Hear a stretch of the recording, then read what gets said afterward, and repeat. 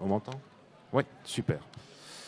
Rebonjour à tous, bienvenue à nouveau dans ce magnifique cadre offert par le Palais Faro. Bienvenue à la nouvelle édition d'Emerging Valley. C'est un plaisir ici de vous recevoir, de vous voir aussi très nombreux, de participer à nos panels qui sont fort intéressants, dans lesquels nous allons parler de co-construction, de co-développement, de co-innovation surtout. C'est vraiment le fil conducteur que j'ai pu voir dans les premiers panels que j'ai eu l'occasion de modérer là tout à l'heure. Alors pour me représenter, je suis Simon Jaguello, je suis journaliste basé à Bruxelles. Et ici, nous allons donc parler, encore une fois, donc de Aix-Marseille-Provence, une métropole d'entrepreneurs innovants, d'innovation, qui se place entre l'Europe et l'Afrique. Et monsieur le maire, je voudrais quand même vous adresser la première question, car en faisant mes recherches, j'ai pu voir que votre métropole ici est la deuxième métropole française en matière d'échange avec l'Afrique, et son écosystème d'innovation est reconnu internationalement, au point qu'aujourd'hui, vous êtes parmi les finalistes du concours des villes européennes capitales de l'innovation. Alors, quels sont justement les éléments clés qui ont permis à votre métropole de devenir un tel pôle d'attractivité, et quelles sont vos ambitions pour l'avenir?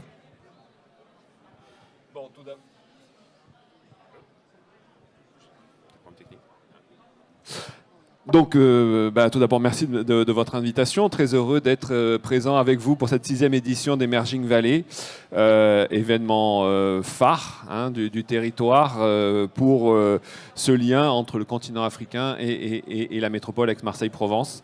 Oui, vous l'avez dit, notre actualité métropolitaine coïncide avec un moment fort pour nous, parce que nous sommes finalistes du prix de l'innovation, de la capitale innovation européenne. Et donc, on va avoir la réponse, on l'espère, prochainement pour gagner ce prix le 7 décembre, qui va mettre à l'honneur tout l'écosystème de l'innovation du territoire métropolitain. Donc 22 candidatures au niveau européen, 3 finalistes, dont nous sommes aujourd'hui en concurrence avec Valencia et Espoo, donc Valencia en Espagne et Espoo en Finlande. Donc très heureux, et on croise les doigts en tout cas pour que tout le travail accompli par le territoire soit mis à l'honneur au niveau européen. Donc oui, la métropole est un des acteurs importants du territoire national, international pour l'innovation, et forcément, aujourd'hui, veut se positionner comme le hub entre le continent africain et le continent européen. Tout ceci s'appuie par le fait de ce qui a contribué justement à cette candidature à la e-Capital. C'est l'ensemble de l'écosystème de l'innovation. Donc vous allez voir un panel autour de cette table dans la 2e session.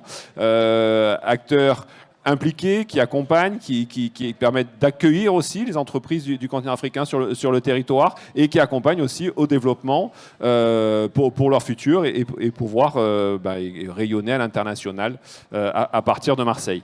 Donc, Marseille, longue histoire avec le continent africain. C'est le premier port maritime en liaison avec le continent africain. Premier aéroport également, français en liaison avec le continent africain. Dernièrement, d'ailleurs, nous avons connecté l'Afrique encore un peu plus. Marseille, 7e hub numérique au niveau international, avec les câbles numériques dont le dernier est arrivé la semaine dernière, je crois, qui fait l'intégralité, le tour du continent africain, qui part de Marseille, qui fait l'intégralité, qui permet de relier 33 pays du continent en liaison avec l'Europe et le reste du monde. Donc très fier d'être ce hub sur le territoire métropolitain.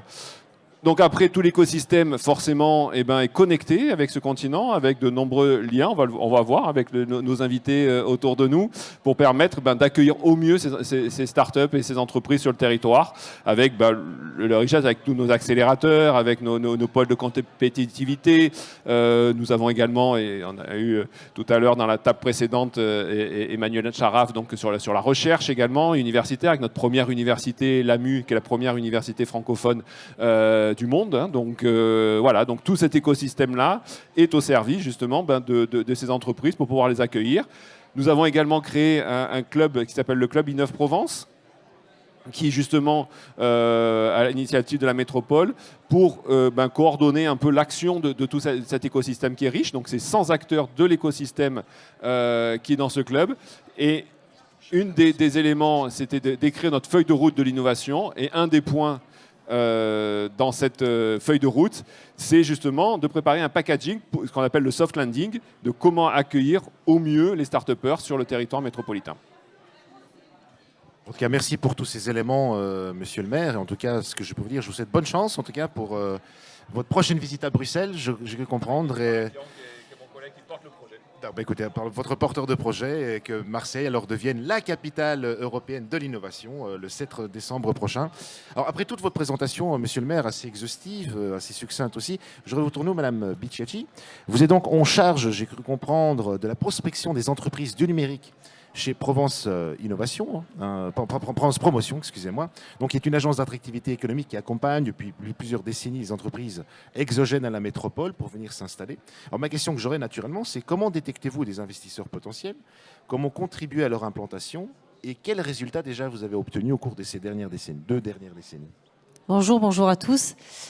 Donc effectivement, l'agence Provence Promotion a pour métier d'aller chercher à l'international des entreprises dans toutes les filières de pointe du territoire. Nous sommes financés par la métropole Aix-Marseille et la Chambre de commerce, entre autres, qui sont nos plus gros partenaires. Donc pour répondre à votre question, du comment, on travaille sur de la prospection traditionnelle, des salons, des réseaux de consultants. Donc c'est le métier, le cœur de métier de l'agence depuis de nombreuses années. On s'est diversifié avec de la prospection digitale qui est tournée vers des pays stratégiques pour nous, qui sont les pays d'Afrique sur lesquels il y a le plus de levée de fonds, les plus dynamiques sur les startups. On a travaillé depuis 4 ans sur une grosse partie de l'Afrique francophone. Vous voyez le résultat aujourd'hui. Et l'année prochaine, on va se tourner aussi vers la partie Afrique anglophone, où là, il y a des grands pays qui émergent aujourd'hui en termes de dynamisme et de start-up. Et puis, la deuxième partie de du comment, c'est notre réseau. Et notre réseau, vous l'avez autour de la table. Nos plus beaux ambassadeurs, nos plus beaux consultants, on va tous les embaucher. Il va falloir un plus gros budget, hein, Arnaud, pour pouvoir travailler. Il n'y a aucun souci avec nos entrepreneurs que l'on a déjà accompagnés parce qu'ils sont satisfaits, vous le verrez. Et forcément, comme eux, ils ont travaillé dans d'autres accélérateurs dans leur pays d'origine, ils ont connu d'autres startups, d'autres start-upers, naturellement, ils nous les adressent. Et nous, on les reçoit ici, on les accompagne. Et la deuxième partie du réseau, c'est aussi tous les accélérateurs et tout l'écosystème, les structures d'accompagnement qui sont présentes ici, qui elles aussi reçoivent des entrepreneurs africains et qui s'appuient sur Provence Promotion pour compléter tous les services que eux ne souhaitent pas ou ne veulent pas faire dans leur stratégie. Donc nous, on travaille avec eux et c'est un échange de bons procédés toute l'année avec des start-upers que nous envoyons chez nos partenaires et des partenaires qui en reçoivent et qui nous les envoient. Ce qui m'a interpellé dans votre intervention, c'est l'Afrique anglophone. C'est quelque chose de nouveau à ce marché, vous allez vous attaquer? Alors oui, c'est un marché nouveau. Et pourquoi? Parce qu'on ne pouvait pas, l'immensité du continent africain ne nous permettait pas d'aller directement attaquer tous les pays. Donc on a développé un benchmark sur les pays, alors naturellement les plus proches aussi de nous, avec lesquels on a l'habitude de commercer, hein, qui étaient la Tunisie et le Maroc dans un premier temps de la stratégie. Puis on s'est développé sur la partie Côte d'Ivoire, Sénégal, hein, sur nos contacts et nos réseaux. Et petit à petit, donc l'année prochaine, le next step, puisque ces pays-là, on est bien installés, on est connus. La prochaine étape, ça sera l'Afrique anglophone. Alors, comme vous l'avez bien cité, monsieur le maire et vous aussi, madame Bicciacci, il y a 3 ambassadeurs ici, hein, qui quelque part représentent des success peut-être stories, je dirais, de cette implantation, de cet accompagnement. Et je vous tournerai vers vous, monsieur Torres. Donc, vous avez une start-up, The Rhône, qui active un peu dans la promotion, des arts décoratifs dans les maisons. Tout à fait. Et alors, moi, j'aurais 2 questions à vous poser. Alors, premier, quels ont été les défis que vous avez été confrontés au niveau local en Tunisie, et qu'est-ce qui vous a incité à vous implanter ici et pour quelles raisons? D'accord. Bonjour à tous. Donc, au niveau des difficultés qu'on a rencontrées dans notre territoire, en Tunisie, notre pays natal, c'est qu'en fait, l'écosystème n'était pas mûr pour qu'on puisse s'instaurer et s'accélérer au niveau de notre écosystème des startups, etc., comme vous le savez, avec la situation, que ce soit économique, politique, etc. Et puis, je vais passer directement à la deuxième question, qui est la plus importante. C'est qu'en fait, nous avons pensé à s'installer dans la région, là, ici, à Marseille. En fait, le fait d'entreprendre, c'est très difficile. Mais je pense que c'est beaucoup plus difficile quand vous entreprenez en dehors de votre pays natal. Du coup, c'est très important de chercher à être rassuré et surtout pour les promoteurs du projet. Donc, nous avons pensé à une proximité, que ce soit sociale ou bien culturelle. Et Marseille nous a ouvert la grande porte à travers que ce soit la pépinière et une des grandes pépinières en Europe, c'est Marseille Innovation. On était aussi co-accompagnés avec, voilà, je vous salue, exactement. Et puis, on a été co-accompagnés avec Provence Promotion, que je salue, je remercie, je vous suis vraiment reconnaissant. Parce qu'en fait, il faut savoir que nous avons rencontré plusieurs problèmes au niveau de l'installation ici à Marseille. Et comme vous le savez, le fait d'être un non-résident français, c'est très difficile au niveau de paperasse, juridique, etc. Du coup, Provence Promotion était là pour nous accompagner sur plusieurs volets. C'était la mise en relation avec les différentes banques. On est heureux d'être intégré dans une des grandes banques ici en France. Et puis, ils nous ont accompagnés au niveau juridique. On était en contact avec des avocates pour les process, pour les formalités, etc., pour l'ouverture. Ça, c'est très important, en fait. Avant de parler projet, innovation, etc., c'est le fait de s'installer. Et puis, on peut faire les autres choses là. Parce que l'innovation et tout ça, c'est très important. Mais le fait d'être rassuré, de travailler aisément, je parle des promoteurs du projet qui seront responsables des ressources humaines, qui vont assurer la continuité du projet, etc. C'est très important aujourd'hui d'être rassuré culturellement, socialement. Donc, avec Provence Promotion, honnêtement, on était très bien accompagnés jusqu'à aujourd'hui. Et autre chose, on était labellisé hier Investing Provence. Donc, on était très heureux et on est toujours reconnaissant pour cet accompagnement. Voilà, donc, et dernièrement, voilà, donc, même au niveau des passeports talents, le passeport talent for Founders à travers la French Tech, c'était Provence Promotion qui s'est occupé de tout ça. Mais de ce que moi je comprends, de ce que vous dites aussi, avec tout l'accompagnement que vous avez eu, peut-être une suggestion dans vos propos, c'est peut-être dans le futur, simplifier peut-être pour les autres start-upers qui veulent venir, je dirais, l'implantation, enfin, je dirais, la partie administrative, hein, parce que vous avez dit il y avait beaucoup de papiers, on ne savait pas comment gérer tout cela. Donc, c'était une suggestion peut-être de simplifier les démarches administratives pour l'implantation. Ce serait ce que vous diriez peut-être peut-être bien, c'est simplifier à travers ces structures-là. Ok. Le fait de venir avoir une domiciliation, etc., oui, c'est facile de le faire. Mais là, la région nous a proposé, donc, que ce soit Provence Promotion ou Marseille Innovation, ils sont là pour assurer tout ça. Donc, ce n'est pas difficile, mais le fait de chercher l'information, de la trouver rapidement, dans les brefs délais, ça, c'est très important. Et honnêtement, donc, ce qui a été dit dans le panel juste avant, c'est-à-dire faciliter et trouver les bons interlocuteurs pour pouvoir s'implanter et puis se développer.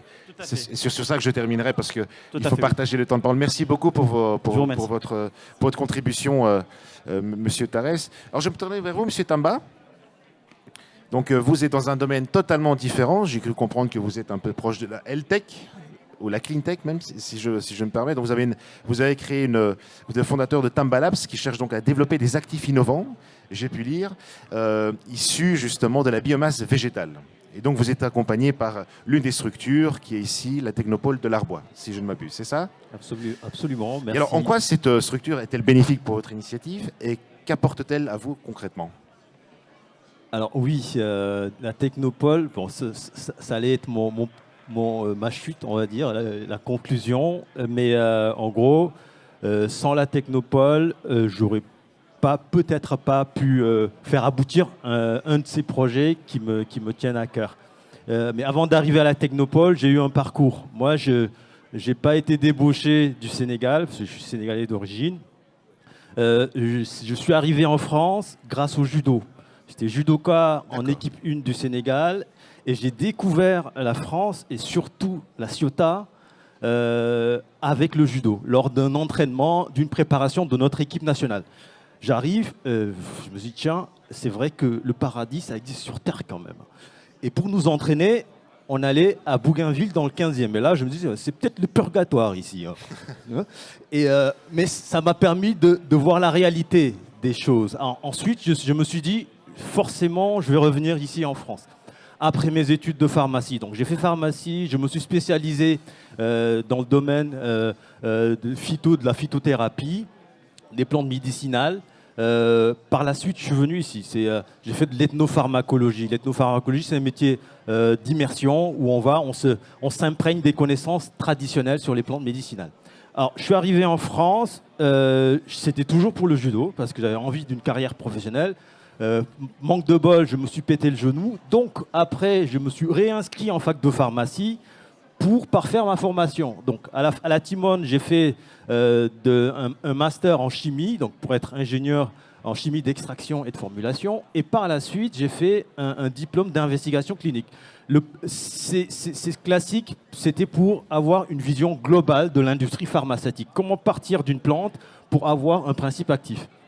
À la suite de ça, des expériences professionnelles, j'ai décidé de créer ma start-up.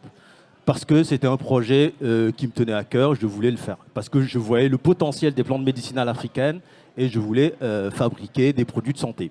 Donc, je contacte le directeur de la Technopole et je suis accueilli comme un roi mandingue. Voilà. J'arrive, je parle de mes projets et on me dit la place, c'est pour toi, prends-la. Nous, on croit en tes projets. Et même, je pense que le directeur, il nous insuffle cette force-là parce qu'il nous donne l'impression de croire plus en nos projets que nous-mêmes. Donc, c'était vraiment très salutaire. Et il y a un projet, pendant que d'autres y parlent de projets et d'implantation, nous, à la Technopole de l'Arbois et avec Tamba Labs, on a eu un résultat récemment. Je vais en parler. Mais pour arriver à ces résultats-là, il faut des fonds propres. Et ça, j'interpelle Monsieur le maire, j'interpelle les pouvoirs publics, surtout dans le domaine des biotech, parce que c'est ce que je fais, ça, c'est des biotech. Il faut énormément de moyens. Moi, je suis arrivé à le faire par des raccourcis à cause de mes origines et à cause des connaissances que j'ai sur les plantes médicinales. Donc ça permet de faire un criblage et d'aller directement à la plante qui est efficace. Il faut savoir qu'actuellement au monde, depuis les années 50, il n'y a pas eu de nouvelles... Enfin, j'allais même poser la question, combien parmi vous sachez le nombre de molécules nouvelles qui ont été créées depuis les années 50? Le nombre de molécules nouvelles. Il y en a eu 2. Il y en a eu 2. Que 2. Il n'est pas étonnant qu'en période de pandémie, on n'ait rien pour y faire face. Et ça, c'est simplement parce qu'avec l'avènement de l'informatique, depuis les années 50, l'intelligence humaine a été supplantée par l'intelligence artificielle. On a décidé de confier le développement des produits de santé aux ordinateurs. Et force est de constater que c'est une hérésie scientifique. La science, elle évolue. Elle n'est pas en léthargie. Et c'est ce qui arrive actuellement. Et nous, on a décidé de prendre le contre-pied méthodologique de cette léthargie-là en partant, comme ça se faisait avant les années 50, de plantes médicinales. C'est comme ça qu'on développait le médicament. Et je suis heureux d'annoncer ici qu'un des projets que nous développons sur les biocides a abouti. Les biocides, c'est, on va dire, tout ce qui est pesticide. Grâce à l'accompagnement de la Technopole. Absolument. Sans la Technopole, je n'aurais pas pu le faire. D'accord. C'est clair, au Sénégal, ce n'est pas possible parce qu'on n'a pas les plateaux technologiques pour le faire. Ici, j'ai l'accès aux plateaux technologiques avec la faculté de pharmacie. Donc, ça me simplifie énormément les choses. Un laboratoire équipé pour ce que je fais, c'est 1,2 million, 1,3 million. Donc, c'est même pas imaginable au Sénégal. Et c'est là qu'est important ce link qui est entre les deux rives, le nord et le sud. C'est que de l'autre côté, on a beaucoup de connaissances sur les plantes médicinales, par exemple, qu'on peut valoriser, mais on n'a pas les moyens. On n'a pas les moyens de ces ambitions-là. Et c'est intéressant de venir se former ici et par la suite de pouvoir nous exprimer tout ce potentiel-là qu'il y a au Sénégal. Et donc, pour terminer... Si vous me permettez, est-ce que le temps de parole aussi doit être équitable pour tous? Juste pour terminer... Je vous laisse vraiment très rapidement. Ouais, juste pour terminer, c'est dire que je travaille sur les biocides. C'est un répulsif naturel de moustiques. Et cet été, on a formulé le nôtre et on l'a testé contre la meilleure référence actuellement du marché européen. On est 3 fois plus efficace que cette référence-là. Le produit est en train d'être breveté et il sera mis sur le marché très prochainement, dès 2023. Et ça, c'est du Made in Sud. C'est du Made in Sud en co-développement avec un pays du Sud. Et j'aimerais presque dire, allez l'OM. Vous avez été droit au but, là, ça c'est sûr. Absolument. Mais écoutez, merci pour le partage de votre histoire personnelle, judo, puis l'envie voilà, d'avoir été parmi les études et d'avoir appelé la Technopole de l'Arbois qui vous a directement ouvert les bras et vous a fait croire en votre projet. Ben, félicitations en tout cas à cette structure d'accompagnement. Écoutez, je vais me tourner vers la dernière personne ici de ces premières parties de panel, parce qu'on aura un deuxième ensuite qui va encore arriver, parce qu'il y a beaucoup d'histoires enrichissantes ici autour de ce panel qui sont à montrer. Alors, vous étiez alors chez Proxalis. Oui, c'est ça. Qui en fait, si j'ai bien compris, travaille avec le secteur informel pour développer les chaînes de valeur au sein du secteur informel, c'est ça? Exactement. Au Sénégal, actuellement, ce qu'on fait, c'est qu'on a décidé de digitaliser aujourd'hui. Tout à fait. De créer des solutions digitales pour tous les commerçants.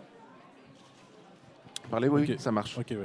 On a décidé de digitaliser aujourd'hui, de créer des solutions digitales pour tous les petits commerçants indépendants. Et c'est justement ce milieu informel qui marche le plus aujourd'hui au Sénégal. Je crois qu'il pèse 4 milliards d'euros, hein, c'est ça, Ouais, quelque chose comme ça au ouais, Sénégal. Ouais, c'est ça, ouais. C'est-à-dire qu'aujourd'hui, par exemple, faire des posts sur Instagram ou sur Internet, ça ne va pas marcher. Donc ce qui va marcher, c'est vraiment d'aller du bouche à oreille, aller communiquer avec les commerçants directement. Et eux, entre eux aussi, ils communiquent. Et c'est comme ça qu'on a réussi à développer aujourd'hui notre start-up au Sénégal, qui aujourd'hui compte dans sa base de données plus de 3000 commerçants, donc qui ont réussi à être enrôlés grâce justement à ce système informel pour justement se digitaliser et profiter des solutions qu'on leur offrait. Alors, Monsieur Seko, pourquoi la décision de s'implanter, de nouer des partenariats ici à Marseille? Alors, tout d'abord pour le lien historique qui existe entre le sud de l'Europe et l'Afrique du Nord, l'Afrique subsaharienne. Tout d'abord aussi parce que en Europe, enfin à Marseille, ici dans cette région, il y a énormément de grands acteurs. Il y a vraiment un hub au niveau d'innovation et c'est clairement un environnement vraiment propice pour développer une start-up aujourd'hui à Marseille. Et donc, que cherchez-vous? Quelles sont vos ambitions avec ce partenariat avec la métropole? Alors là, les ambitions qu'on a, c'est vraiment de créer un centre de recherche et développement ici à Marseille pour développer notre solution ProCash.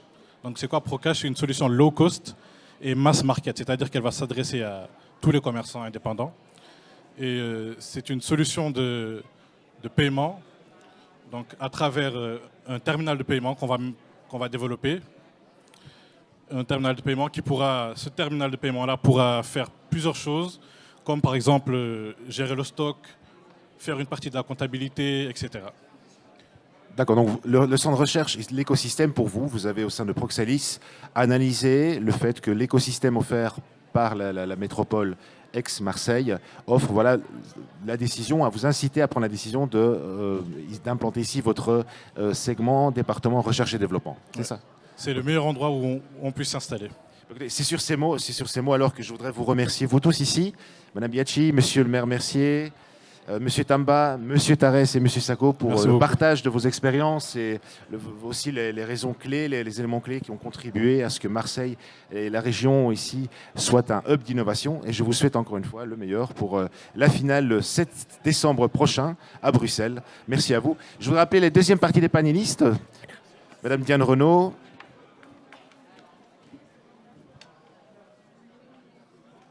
Madame Olivier. Merci pour l'applaudissement. Monsieur Arougeau, Monsieur Guilleux, Madame Kouma, je vous en prie.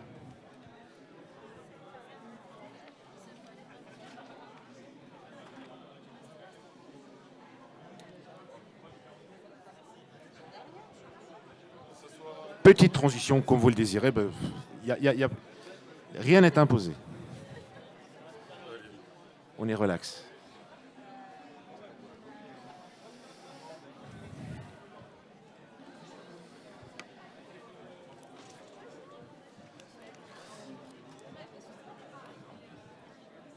Alors, nous avons parlé ici voilà, de l'attractivité de Marseille dans la première partie. Nous avons eu donc le témoignage d'acteurs de terrain qui sont venus s'implanter dans cet écosystème ici à Marseille. Et quand même, ils ont mentionné, donc ici, on va donner la place aux incubateurs. Vous avez été quand même, voilà, vous avez un rôle à jouer là-dedans. Et certains d'entre eux ont mentionné le rôle positif que vous avez eu, comme la Technécole de l'Arbois, justement. Et je reviendrai vous après. Mais je voudrais d'abord me tourner vers vous, Madame Renaud. Vous avez été donc récemment élue à la tête de la French Tech Marseille Région Sud. D'abord, félicitations pour cela. Et donc, j'ai un petit peu, en parcourant un peu, si vous voulez, vos interviews, il y a quand même quelque chose qui m'a interpellé, et c'est sur ça que je voudrais vous poser ma question. Vous avez mentionné que vous avez l'ambition, pour ici l'écosystème de Marseille, de permettre aux startups, notamment issues d'ailleurs, notamment africaines, de s'implanter, de passer à l'échelle et de positionner le territoire ex-Marseille comme une terre d'innovation. De quelle manière? Bonjour, quelle ambition, n'est-ce pas? Oui. Mais c'est vos mots. C'est moi. Donc, peut-être quelques mots de contexte. La French Tech Aix-Marseille, c'est un label national qui est déployé dans tout le territoire en France. Donc ici, French Tech Aix-Marseille, Région Sud, c'est l'association des startups. Notre rôle, c'est vraiment de faciliter la vie de la startup et de fédérer tout cet écosystème tech, innovation, avec évidemment des structures d'accompagnement. On a beaucoup aujourd'hui autour de la table, mais des partenaires publics dont la métropole est aussi un partenaire clé de notre développement, mais des investisseurs également. Donc, on a plusieurs programmes pour accompagner le développement des startups, dont un qui fait vraiment le lien direct avec l'Afrique et l'international, c'est French Tech Visa. On en parlait tout à l'heure en début. Le côté administratif, c'est toujours très compliqué quand on veut venir s'implanter en France. Donc, on a essayé. On dit essayer parce que c'est tout. Essayer. Essayer, j'en parlais tout à l'heure justement avec Mohamed. C'est toujours un peu un parcours du combattant, mais en tout cas, il y a un programme, donc French Tech Visa, qui permet justement de faciliter les démarches administratives pour tous les fondateurs non européens qui souhaitent s'installer en France et aussi qui choisissent bien évidemment Marseille. Et on est assez ravis de voir que beaucoup de startups africaines choisissent Marseille. C'est preuve aussi de cet élan. Il y a un vrai engouement pour ce territoire. L'innovation y est très développée. On est tous assez fiers, je pense, que Aix-Marseille soit en finale pour obtenir ce titre de capitale de l'innovation européenne. Et sans vouloir trop dévoiler ce que vous direz tout à l'heure, chers collègues, on a un vrai écosystème solide qui s'est formé sur les structures d'accompagnement. Donc en fait, quand une start-up va venir ici sur ce territoire, elle aura pour chaque secteur d'activité, à n'importe quel type de développement, une réponse à ses besoins. Donc c'est une vraie force pour ce territoire. Donc vous voulez dire qu'il y a des structures d'accélération ouais, qui sont vraiment adaptées, qui sont vraiment très larges et qui touchent un vaste champ, je dirais, de domaines qui permettent alors justement à des startups de venir plus vite vouloir s'implanter. C'est l'un des éléments que vous exactement, citez. de venir presque faire un petit peu son marché en fonction de ses besoins. Et c'est assez simple parce qu'on voit un peu que les success stories du territoire, finalement, ces startups, elles ont fait le tour de ce parcours d'accompagnement. Donc c'est hyper... c'est très sain et cohérent. Et il y a peut-être aussi une notion qui est hyper importante, on l'a dit un petit peu en première partie, c'est que ce territoire, il est aussi à échelle humaine. Il est à taille humaine, donc il est très foisonnant. Mais je pense que la force de ce territoire, et c'est comme ça aussi qu'on aide nos startups à aller à l'échelle, pour conclure, c'est que comme c'est un territoire à échelle humaine, on se connaît tous très bien, vous allez le voir, on le voit avec les témoignages. Il y a une vraie volonté en fait, de grandir ensemble et de faire grandir le territoire avec nos startups. Alors, vous venez de le dire, qui dit start-up dit la nécessité d'un accompagnement pour une grande majeure partie d'entre elles, pour les aider surtout à développer leurs projets. Alors, comment justement votre organisme, Madame Olivier, Marseille Innovation, a-t-elle aidé les porteurs de projets à croître et avec quels résultats au cours des 25 dernières années? Bonjour, merci pour cette invitation. Alors, Marseille Innovation, c'est une structure très ancienne. Je ne sais pas si Didier Parakian est encore présent dans la salle, mais il aime... nous rappeler que nous sommes des dinosaures sur le territoire. Ah, des dinosaures. Donc oui, on fait partie des structures créées en 1996, bien en amont, au final, des incubateurs universitaires qui avons pris le sujet de l'innovation à cœur sur le territoire. Notre métier, donc depuis 25 ans maintenant, est d'accompagner les entreprises innovantes via des programmes d'accompagnement qui vont durer jusqu'à 4 ans. Couplé à un hébergement. Alors, côté hébergement, nous sommes présents sur 4 lieux et 4 campus à Marseille. Le Technopole de Château-Gombert, où nous avons 2 hôtels technologiques. Nous sommes présents également sur le pôle média de la Belle de Mai et depuis peu dans l'hypercentre marseillais. Nous sommes une structure de territoire, on porte bien notre nom. Nos 4 lieux sont sur Marseille. Nos premiers soutiens ont été ceux de la ville de Marseille, puis la communauté urbaine, puis la métropole maintenant, sans oublier la région, le département également, et toujours la ville de Marseille. Nous sommes une équipe de 14 personnes, donc au service des entrepreneurs qui innovent, qui sont vraiment en phase de vouloir accéder, enfin en tout cas sur la mise sur le marché de leurs innovations. Et on va les accompagner pendant les 4 premières années sur leur structuration financière, leur structuration commerciale, leur stratégie, la monétisation, les ressources humaines, un ensemble de panels qu'on délivre nous au travers de l'équipe, mais aussi avec des mentors et des experts, et qui nous permet d'accompagner 150 startups par an et 50 nouvelles startups qui nous rejoignent chaque année. Pour revenir sur les chiffres, puisque nous sommes anciens, depuis 25 ans, nous avons accompagné 1000 startups sur le territoire. 1000 startups. Voilà, 1000. On les dépasse même aujourd'hui. Et on accueille globalement une nouvelle startup tous les 8 jours à Marseille. Tous les 8 jours. Tous les 8 Donc jours. une start-up par semaine, quoi. Oui.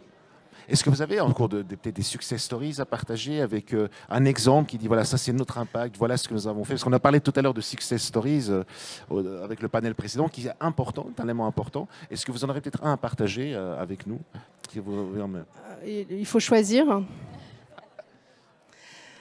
Je peux en citer 2, alors parce ils ont vécu la naissance de Marseille Innovation. Pour l'une, hein, c'est la société Provepharm, une société qui œuvre dans le monde de la santé, qui est une biotechnologie, mais qui a suivi tout le parcours aussi qu'on a pu créer avec nos partenaires, et notamment le territoire et la métropole, l'intégration à Marseille Innovation, le développement, l'implantation ensuite et la pérennisation sur Marseille, la création de leur propre usine et le développement à l'international. C'est une boîte qui a 20 ans aujourd'hui. Elle est devenue une success story au bout de 15 ans. Et si j'en cite une autre, à caractère peut-être plus industriel, qui est Ceres Technologies, créée en 2008, donc beaucoup plus récente, installée aussi, qui entre à Marseille Innovation pour 4 ans d'accompagnement, qui va ensuite s'installer sur le Technopole et qui récemment en fait, est en train là, de pérenniser son activité en centre-ville de Marseille et qui pèse environ 600 emplois, dont 300, et là ça fera le lien, ça vous aidera pour faire le lien avec l'Afrique, dont 300 emplois au Maroc. Vous m'avez précédé. Donc, merci alors pour ce partage d'expérience de cette histoire d'un quart de siècle, hein, donc, de Marseille Innovation. Alors moi je vais me tourner maintenant vers la Green Tech. Je crois qu'un de vos ambassadeurs vous a vraiment bien félicité et a mentionné les qualités, je dirais, d'accueil que vous avez. Donc Monsieur Gailleux, je voudrais vous demander, donc vous êtes une structure active qui accompagne les startups dans la Green Tech, la Clean Tech, j'ai pu comprendre. Combien de startups accueillez-vous et quel est l'impact de votre organisation, à part celle qui a été vantée dans notre cher panéliste précédent, à l'heure actuelle? Alors, nous, effectivement, on a une spécificité, c'est une spécificité thématique. Nous, on travaille sur les technologies de la protection de l'environnement, qu'on appelle Green ou Clean Tech. Et à Aix-en-Provence, sur le Technopole de l'Arbois, se situent une centaine d'entreprises innovantes. Ces 100 entreprises innovantes sont réparties entre la pépinière d'entreprises qui s'appelle Clean Tech et les hôtels d'entreprise. On en gère 8 en direct. Et effectivement, mes équipes et moi-même accompagnons ces porteurs de projets tous les jours, comme Marseille Innovation, vers leur succès, sur des sujets qui sont très liés à la protection de l'environnement. Donc la protection de l'environnement, quand on dit Clean Tech, très exactement, c'est la définition tapée sur Wikipédia. C'est tout ce qui est technologie propre et sûre pour la protection de l'homme et de l'environnement. Et exactement, c'est 8 sous-filières. Ça va aller des énergies renouvelables, l'éco-construction, la mobilité, la gestion des risques liés au réchauffement climatique, tout ce qui est agritech à impact, tout ce qui est pollution de l'air, de l'eau, de sol et des déchets, tout ce qui est chimie verte et nouveaux matériaux. Par exemple, Doudou travaille dans le domaine de la chimie verte, comment il va chercher dans le végétal des éléments qu'on peut effectivement proposer pour la protection de l'environnement. Et un dernier sujet qui fait partie des Clean Tech, mais qu'on intéresse très peu, et pour le coup, je pense que c'est plus adressé à Marseille Innovation, c'est le Green IT, c'est l'impact des nouvelles technologies sur l'environnement. Ça va être comment on va réduire les consommations des data centers, ce genre de sujet. Et on a la chance et le plaisir, vous avez vu un des grands ambassadeurs effectivement, du continent africain sur le Technopole, on a la chance d'accueillir une dizaine de startups qui viennent effectivement d'Afrique. On a parlé de Tambalab, je ne reviendrai pas dessus. On peut parler par exemple d'une société qui s'appelle Alto Solutions, qui vient du Maroc, Mehdi Berada. En fait, il travaille sur des concentrateurs solaires pour générer de la chaleur et de l'énergie. Lui, sa technologie, c'est qu'il est en capacité de sintrer à froid des miroirs, et donc du coup de pouvoir générer cette technologie et avoir une meilleure efficacité.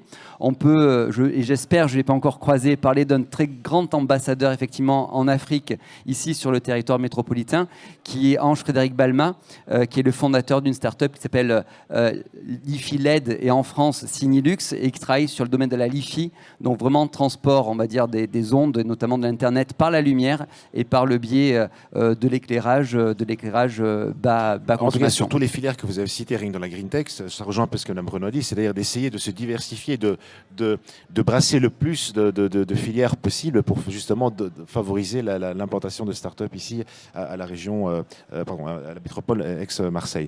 Merci en tout cas pour le partage. Plaisir. Monsieur Araujo. Alors, j'ai la chance que j'aurais... Il faut allumer le micro. Oui. On m'a dit de ne pas l'éteindre, mais il fallait l'allumer du coup. Alors, oui, pour terminer, j'ai deux personnes issues du même domaine, les industries culturelles et créatives. Ici, avant de vous poser, en recherche pour la question que je voulais vous poser, je voulais quand même faire un petit point sur le poids économique aujourd'hui en France de ce secteur en particulier. J'ai pu lire quand même, j'ai été vraiment impressionné qu'aujourd'hui, en France, les ICC pèsent 110 milliards d'euros. Un chiffre quand même porteur d'emploi, porteur d'un poids grand économique. Alors, comment votre organisation, surtout ici dans la région, dans cette métropole, se positionne-t-elle? Quelle est son importance et quel rôle elle joue-t-elle comme catalyseur d'accompagnement de toutes ces startups qui foisonnent dans la région et qui sont actives dans les ICC? Bon, nous avons 2 heures donc pour disserter sur le sujet. Schéma de ça. Non, mais plus si sérieusement, il faut aller droit au but. Permettez-moi, avant de répondre à cette question, déjà de saluer Samir Abdelkrim pour l'organisation de cette 6e édition d'Emerging Valley, sans qui, effectivement, ce type d'événement n'aurait pas lieu. Et on voit bien que c'est un événement qui s'ancre sur les territoires de manière durable.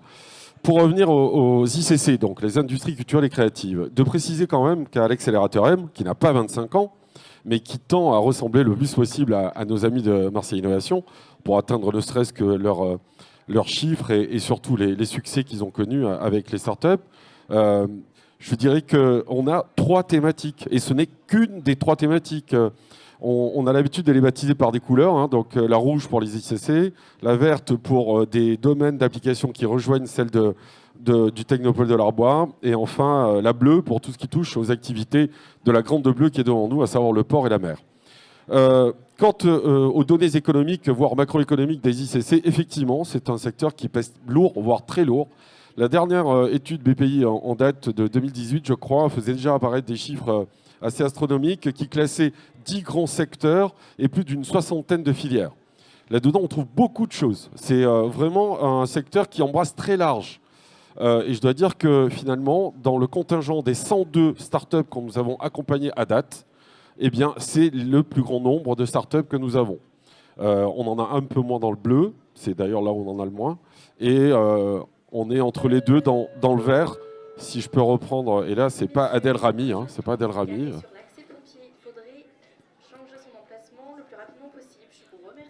L'annonce est faite. Donc, pour reprendre le propos, je dirais que là où on va retrouver des startups qui innovent, en tout cas des entreprises qui innovent, parce que startup c'est un peu galvaudé quand même comme terme, dans les ICC, chez nous, on va surtout les retrouver dans tout ce qui concerne la plateformisation et l'intermédiation. On va les trouver aussi dans les métiers de l'image avec le cinéma, un grand projet de Cité du cinéma à Marseille. Donc, c'est pas pour rien qu'un grand projet structurant comme celui-là voit le jour.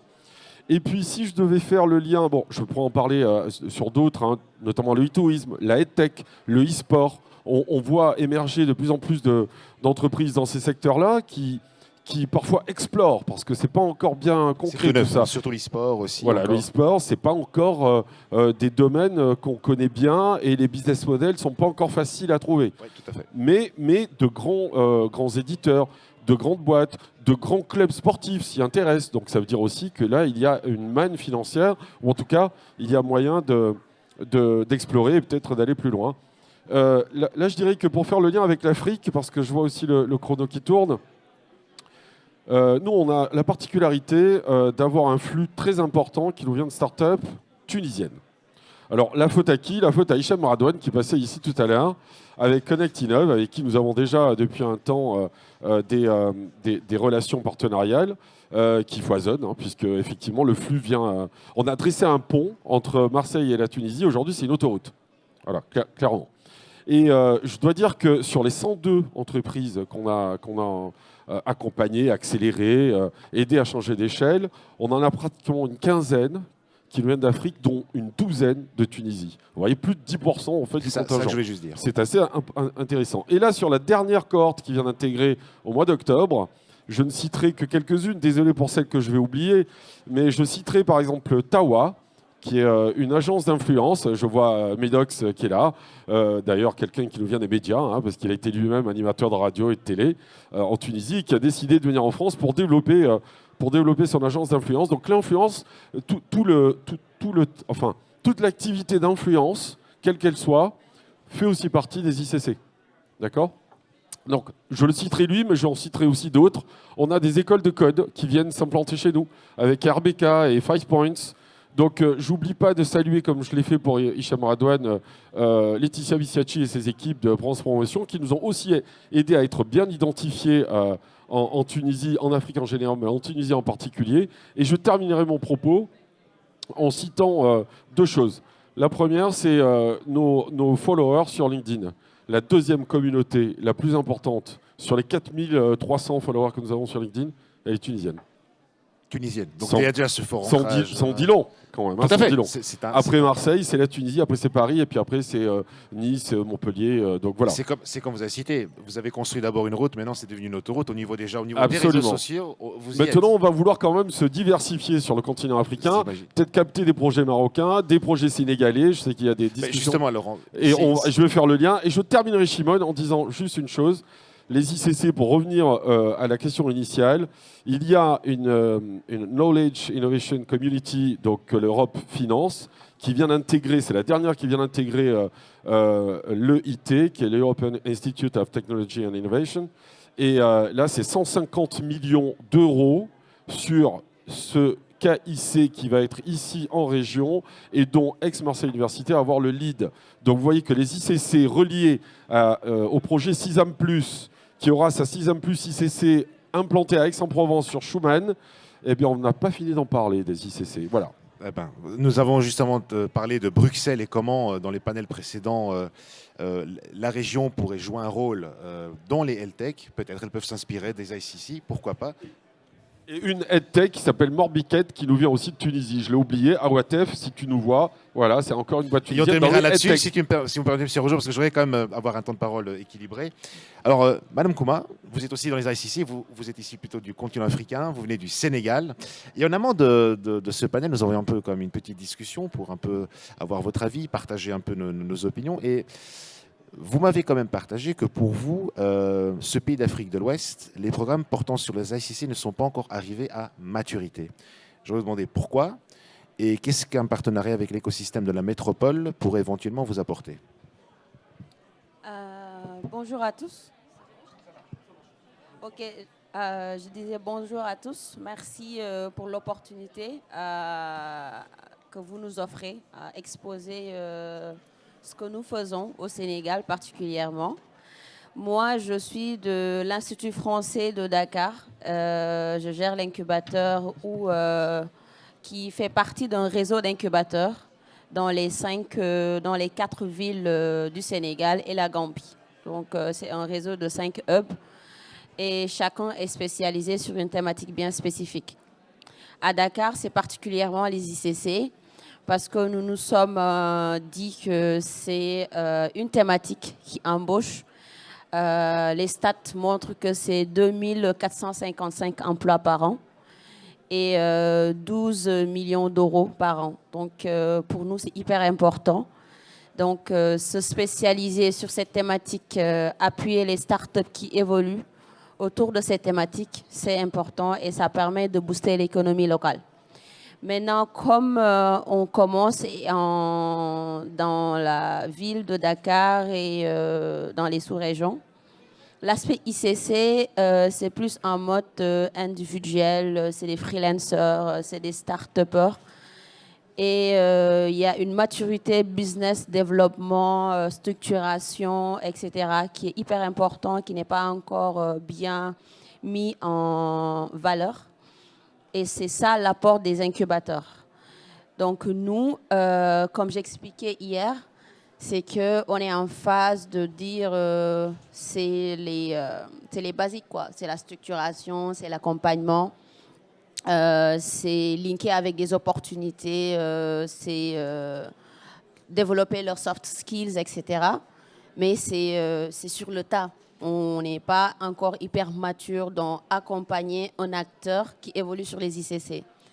Et pour ça, l'intérêt, c'est de voir comment créer des passerelles entre nous, ce que nous faisons et ce que fait Marseille, parce qu'on dit qu'il faut apprendre à marcher avant de courir. Et vu que Marseille, c'est l'entrée, donc c'est hyper... D'abord construire une route avant de passer à une autre route. Carrément, surtout. Et l'intérêt, c'est de voir comment créer ce passerelle, en fait. Comment nous, de notre côté, on crée les bases et après, trouver quelqu'un qui va aller beaucoup plus loin, qui va donner beaucoup plus de tips et permettre aux entrepreneurs d'avoir cette approche plus open avec une vision beaucoup plus large des marchés qui s'offrent à eux et de pouvoir capitaliser et trouver des financements. Donc, il y a beaucoup de paramètres à prendre en compte. Et ces paramètres, c'est en mode collaboration, co-construction, qui peuvent apporter en plus-value de ce que nous faisons au fait en local. Donc voilà, c'est ça. Moi, je dirais qu'on est open pour linker. J'espère que le Sénégal sera le deuxième plus follower que les Tunisiens. La deuxième autoroute après la Tunisie. Inch'Allah. Et les autres, parce qu'il y a Côte d'Ivoire aussi, où il y a beaucoup de choses qui se font. Il y avait le Bénin, la Burkina Faso, etc. Donc pour nous, ça montre que les ICC aujourd'hui sont pris au sérieux et qu'il y a beaucoup d'actions. Il y a même les banques maintenant qui commencent à se positionner. Donc c'est une thématique florissante et qui mérite en fait d'appui, de structuration. Nous, on essaie d'organiser des événements où on rassemble l'ensemble des acteurs autour de cette thématique. Et quand on l'a fait, c'est l'événement qui nous a le plus marqué cette année parce qu'on a eu 500 participants d'acteurs autour des ICC et plus de 25 experts. Donc ça montre comment ça bouge, mais chacun le fait de manière solitaire. Et l'intérêt, c'est de voir comment collaborer ensemble et voir éclore tout cela. Comme vous l'avez dit, voilà. Co-créer, collaborer, co-construire. Tout à fait. Écoutez, je vous remercie, Madame Koma, pour votre témoignage et votre opinion et votre intervention.